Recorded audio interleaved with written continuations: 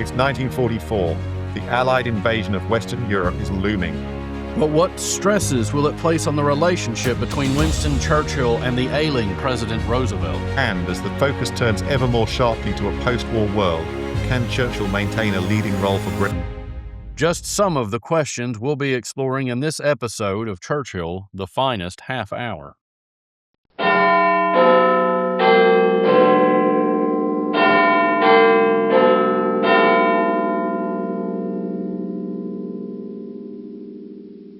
I'm Dr. Warren Dockter, and joining me, as ever, is my overseas partner in crime, Professor Richard Toye, also partner in non-crime. It's good to have that clarified. So we're going to be talking today about another transatlantic friendship. Some people debate how much of a friendship it really was, but between Winston Churchill and Franklin D. Roosevelt. And of course, in 1944, the turn of the year, this relationship was under duress as the global balance of power was shifting decisively towards the United States and, of course, the Soviet Union, and the British were beginning to feel more than a little marginalized. As we're starting to explore this incredibly important transatlantic friendship in its later years, there's a couple points historians debate about, and the first is which transatlantic friendship is more important, Winston Churchill's and FDR's, or mine and yours. And I suspect it's probably Churchill's and FDR's, although I'm not sure yet. The second point I think that's important to consider is I think our friendship is real in a way probably Churchill and FDR's wasn't, because we don't have to worry about matters of state.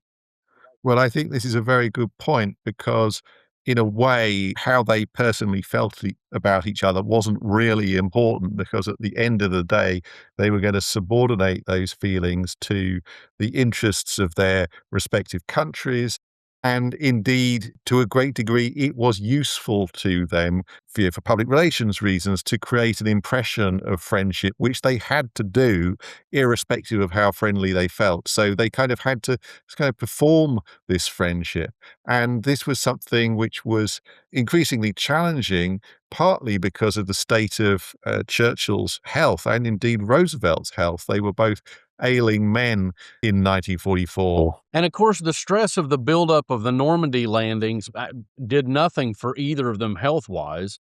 And more generally, it's really fascinating to see the Churchill-Roosevelt relationship at work in the early months of 1944. Right, let's start talking about that then. So in terms of thinking about the planning for D-Day, we need to step back a little bit into 1943 because Churchill had been relatively successful in getting the Americans to agree that the invasion of Sicily would be followed by Allied landings in mainland Italy in the summer of 1943.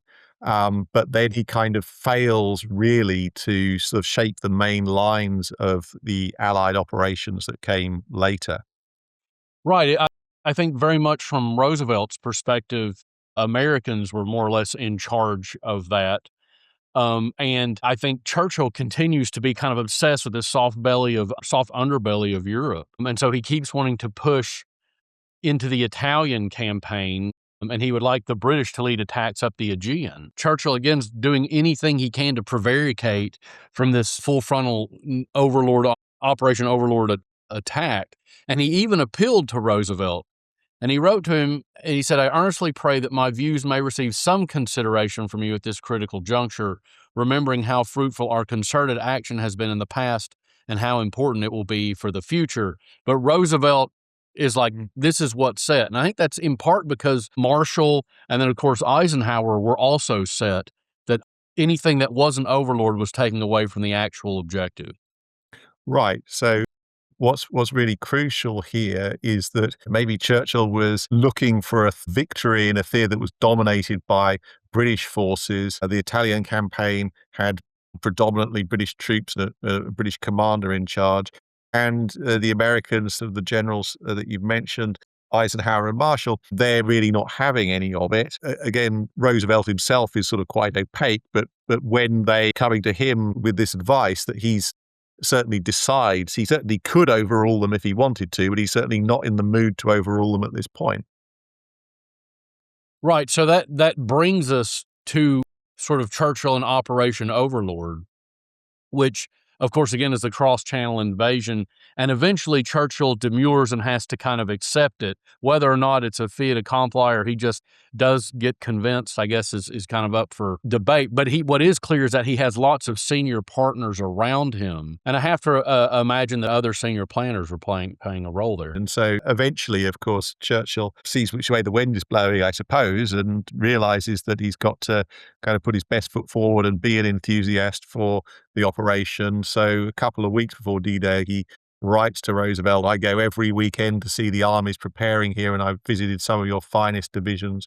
The weather is a great gamble, but otherwise I am full of hope." Right. So, I mean, I think it's really interesting that once Operation Overlord takes place, that becomes the decisive thing, right? It eclipses everything else for Churchill and Roosevelt. Absolutely. And so, of course, the operation is successful, but really this is sort of a key moment after which the political leaders don't really have a direct role in campaign management. Essentially, by the sort of late summer of 1944, Churchill and Roosevelt are not being so directly involved in military decision making. After all, it's now relatively clear that the war in Europe will come to a conclusion within sort of a matter of months, certainly within a year.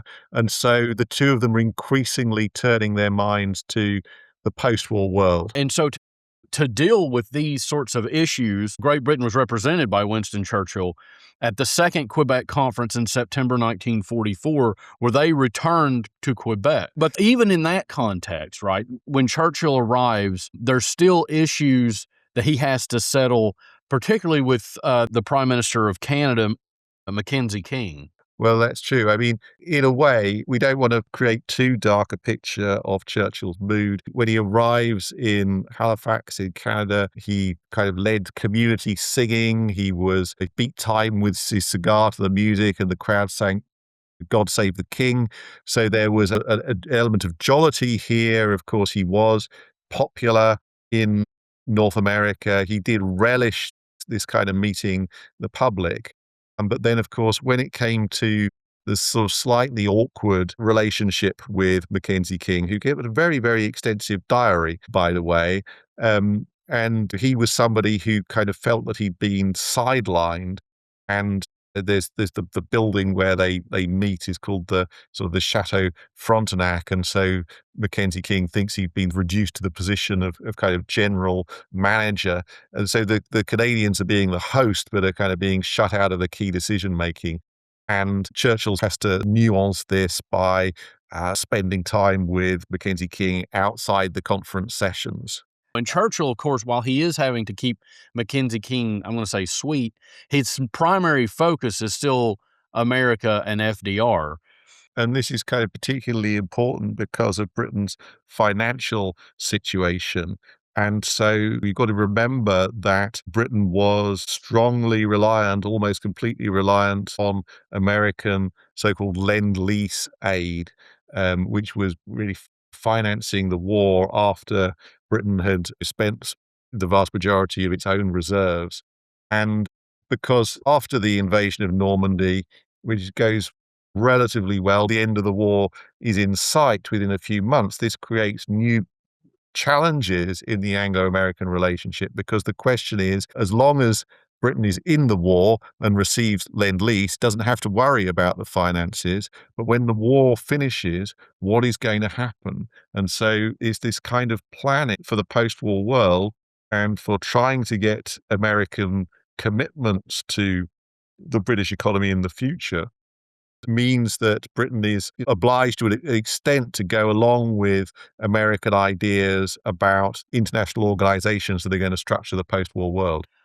So ultimately, basically, Roosevelt kind of continued to agree this phase two of the Lend-Lease Act to continue on until the ultimate defeat of Germany and Japan. And Churchill describes this. He does love these slightly over-the-top phrases. He says this is beyond the dreams of justice. And of course, he's completely aware that without American help, again, using American language, he says, well, Britain would be bust.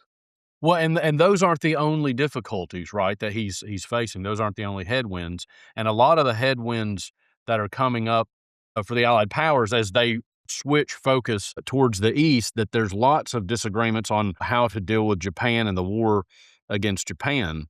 So Churchill wanted to capture parts of Sumatra so that they could then bomb Singapore.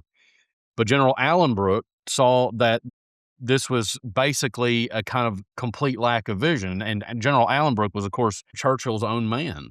Yes, absolutely. And there are these kind of embarrassments because the British kind of want to send a fleet to the Pacific to show that they are on board with the American war effort. But in fact, the American Navy are really not keen on this. They want to keep the show for themselves in the Far East. There are lots of Americans who don't want to be associated with the idea of Britain reclaiming its Far Eastern colonies. So things get difficult and really quite awkward at times. So you have that kind of friction going into the next phase of diplomacy, which the Tolstoy Conference, which takes place in Moscow in October 1944. And this is a really interesting situation because Roosevelt can't go. Roosevelt has to focus on his election, the fourth term that he's running for, which is unheard of and unprecedented in the United States. Absolutely, yeah. And he sends his ambassador, Averell Harriman, basically as an observer without kind of putting his foot onto either side, which is, of course, a kind of like negotiating place Roosevelt likes to act from, even though he's not in the room. But then the most interesting thing shows up, which is, I think, quite known in historical circles as the naughty document. Right. But I guess the other thing to say about Roosevelt at this point is that he is very unwell, and this is being disguised from the American public, really. He manages to get through the election campaign, obviously does succeed in winning with a significant margin of victory in November 1944.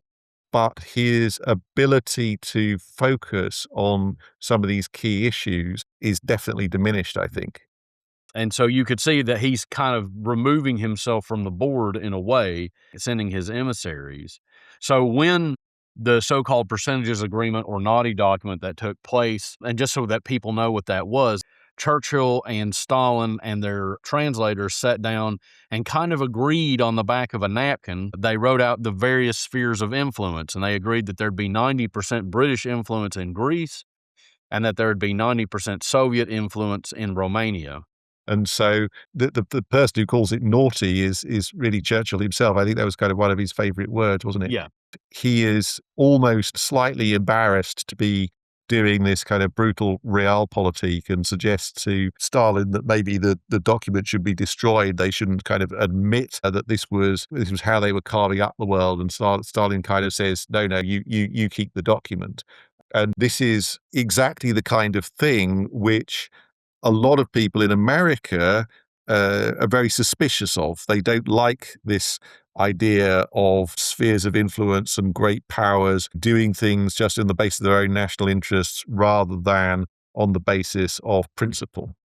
Right, and you can see how that kind of puts FDR in a bind, who himself understands this kind of, I think, colonial bargaining around spheres of influence is something that he wasn't interested in either.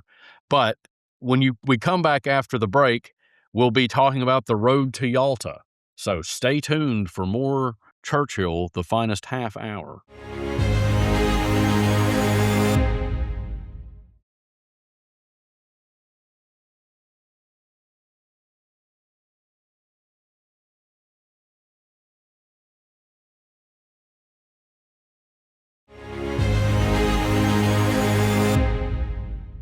Welcome back to Churchill, the finest half hour. With me, as ever, is Dr. Warren Dockter.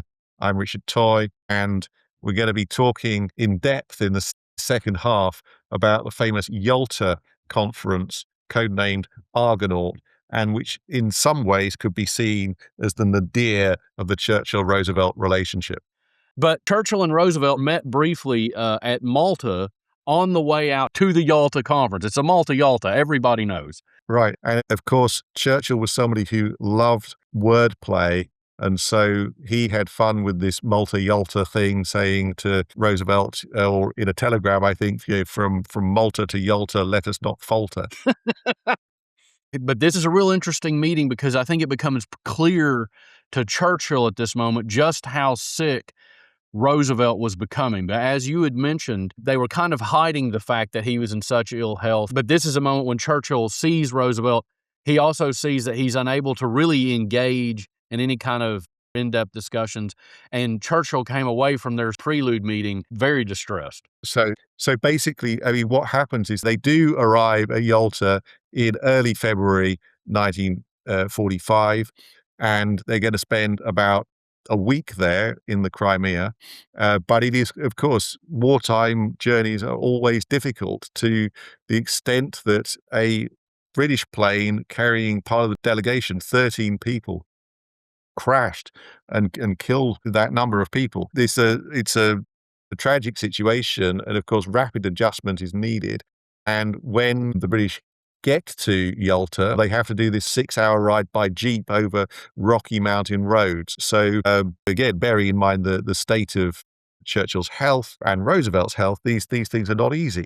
Right. And what's also, I think, adds to layers of complexity is when they get to the palaces at Yalta themselves, right?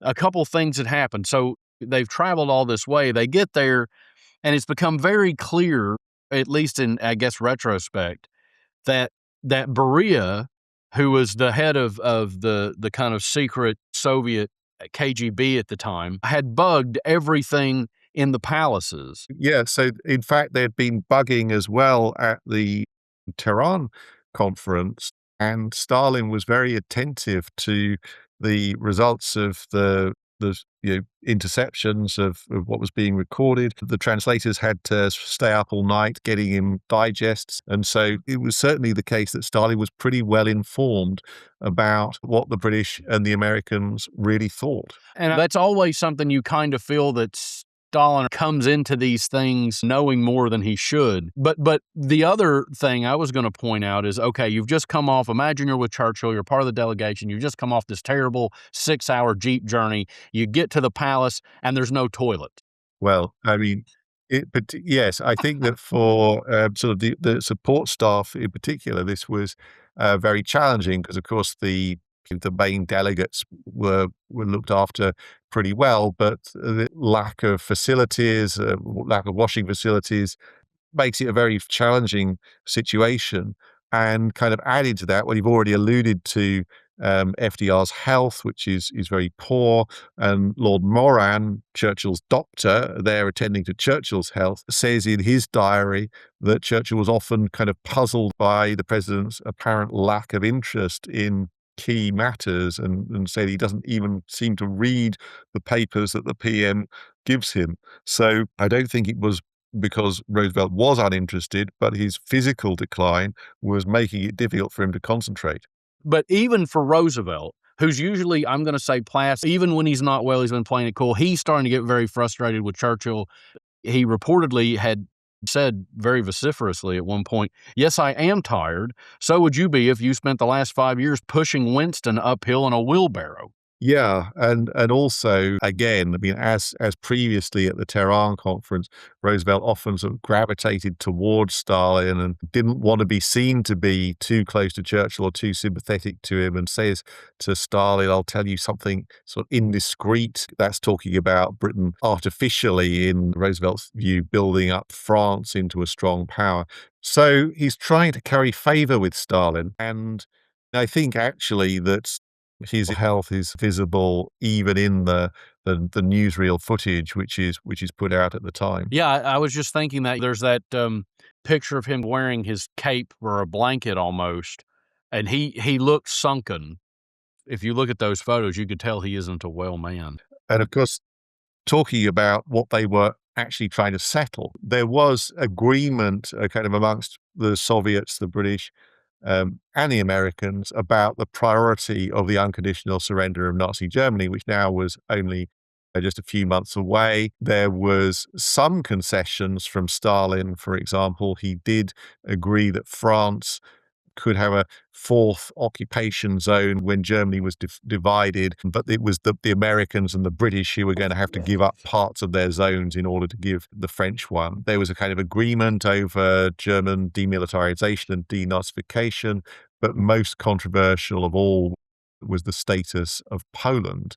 There was a sort of communist government at this stage, which had been installed by the Soviet Union, but also Stalin pledged to permit free elections in Poland. But well, honestly, that was not a pledge which was really worth the paper it was written on. The so-called Curzon line is agreed as the border of Poland in the east, with Poland to be compensated by German territory in the west. And I think ultimately the Polish issue is one which is most controversial about the agreement as a whole, and whether or not it was right to make these concessions to Stalin with this pretense, really, that there's going to be some democratic government in Poland after the war. There is also agreement on the post-war prosecution of Nazi war criminals. So they do manage to actually agree on some stuff. It's not that this relationship is absolutely dysfunctional between the three, but there are flare-ups. Well, and then there's also a few of the outlying things I think they were trying to solve beyond the kind of the Poland issue. One of those, particularly from the American perspective or Roosevelt's perspective, is to set up a kind of rough draft of a United Nations, a kind of a rough agreement about what a United Nations might look like, and that there might be a like governing body that would include a kind of quote unquote big five: Russia, the United States, Great Britain, France, and potentially China, depending on how things played out there. So that would effectively establish the Security Council, and there would be vetoes and this kind of stuff. So there's discussion around that, but invariably the final thing they were trying to come to grips with was what would happen in the war in the Pacific. So how would that move forward? Would Russia formally enter the war against Japan? What does that look like? But there's other things in the East that also start really dividing Roosevelt and Churchill, and particularly Churchill from the kind of American viewpoint. Well, yes, absolutely. This comes back to your United Nations point, that the thinking about the future, not only the British Empire but various other empires as well. The idea that colonial territories should be in so-called trusteeships, really as a continuation of a system called the Mandate System, which the League of Nations had previously implemented for some territories, and sort of the idea that the British Empire territories should be handed over or to an international organization. Churchill really kind of goes against. Yeah, you can see how that would be diametrically opposed to Churchill's political philosophy of a liberal empire or the empire at all. And so what Churchill said at the suggestion that colonies be placed in these trusteeships, he shouted, "After we have done our best to fight in this war, I will have no suggestion that the British Empire is put into the dock and examined by everybody." Well, I mean, it's very interesting because on the one hand, I think Churchill genuinely believed in some kind of United Nations because he didn't want what had occurred between the wars to reoccur, and he thought that some kind of constraint on nations' powers to act independently or to take military action against each other was necessary. But when it came to discussing what the constraints on Britain itself would be, then he was, as you say, very hostile to the idea that there should be any restraints on the British Empire. It was kind of fine for there to be restraints on other people. Yeah, which is a very Churchillian thing to do. But Richard, how did Stalin respond to his outburst? Well, I mean, basically, Stalin appears to have enjoyed it rather a lot. He got up from his chair, he walked up and down, he beamed, and at intervals broke into applause. Now, you could kind of read that as maybe just like a teeny bit sarcastic, but I think that it's very interesting to think about what the sort of the Stalin-Churchill relationship really was. Churchill periodically got very angry with him and got very, very frustrated. At other points would say, "I really, really like him." And in fact, after the Yalta Conference, he goes home. There is this controversy which turns into a political argument in Britain about the Yalta Agreement and the future of Poland and whether Poland has been betrayed. And Churchill says to these are people close to him, poor old Neville Chamberlain, he thought at Munich that he could trust Hitler, but I believe that I can trust Stalin, which certainly sounds rather naive.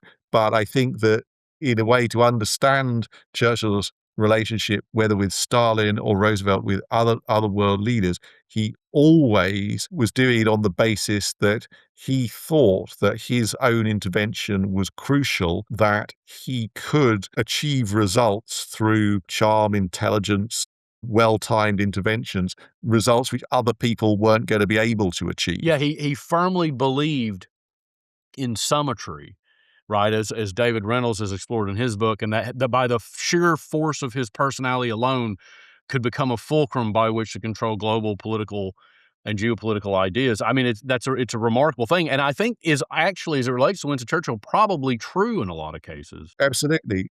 Sometimes it seems delusional when he says it to put so much emphasis on his own personality. But on the other hand, in order to keep your spirits up through 6 years of war and to go around the world in pursuit of your objectives at a time when your own country is declining in power, you probably need a fairly epic level of self-belief in order to keep you going. I think that it maybe didn't make quite as much difference as he would have liked or as he thought it did, but it certainly did make some significant difference at some of the time and at some important moments. I completely agree, and I'm not ashamed to say that it's my own self-belief that has sustained me in such times as well. It's got you through this It episode, has for gotten me example. through this episode barely.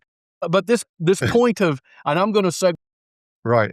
You can't see me because this is a podcast, but like Stalin, I'm getting up from my chair, walking up and down, beaming at intervals. I'm breaking into applause. that's great. But a lot got done at the Yalta Conference, even though there were flare-ups between Churchill and FDR, and were flare-ups between the British and the Americans, and then obviously the Soviets.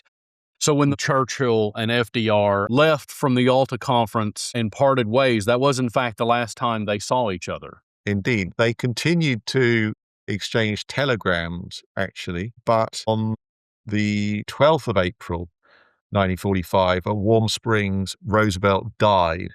And according to witnesses, Churchill was sitting crumpled up in his chair, his face white, when he heard the news. But he had to dictate a message of sympathy, and his secretary later wrote that as he did that, his voice sounded quite dead.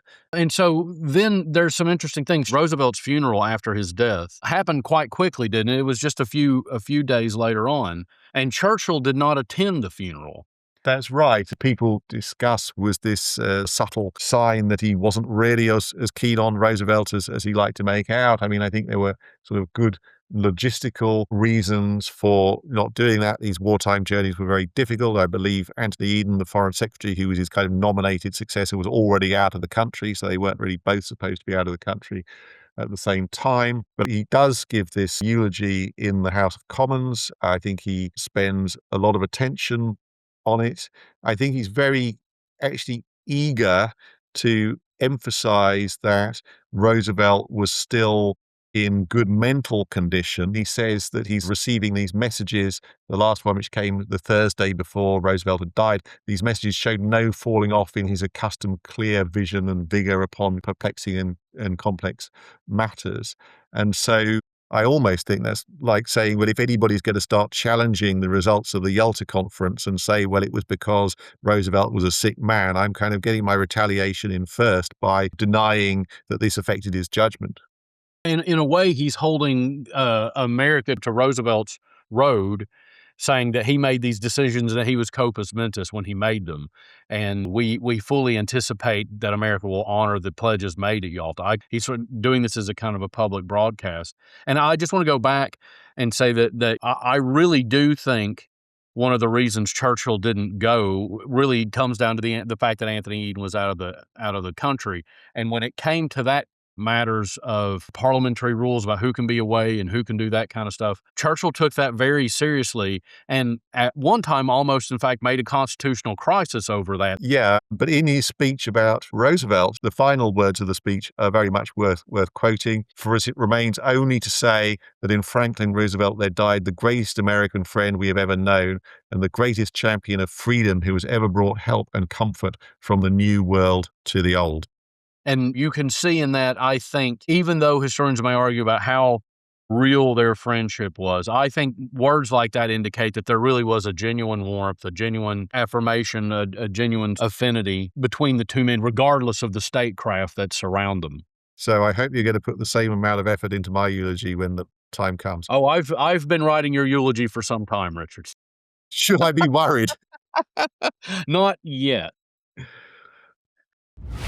With the death of President Roosevelt, a new era in Anglo-American relations is beginning.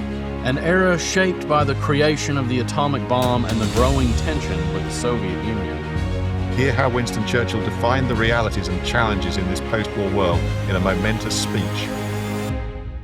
That's next time, right here on Churchill, the Finest Half Hour.